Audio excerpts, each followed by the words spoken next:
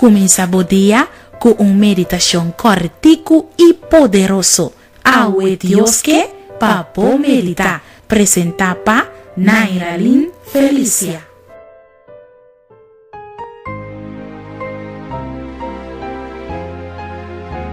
El título de nuestra meditación para ahorita, Dios no te cambia.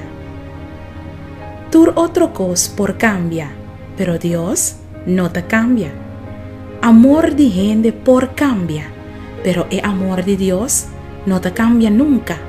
Gente su paciencia por cambia, pero el paciencia y misericordia de Dios jamás y nunca lo cambia.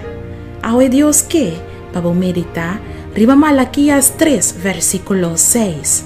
Para sobre a mí, Señor, no te cambia.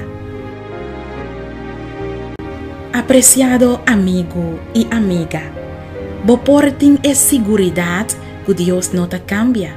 Quizás vos te cerca de perder trabajo, o quizás vos te cerca de perder tu familia.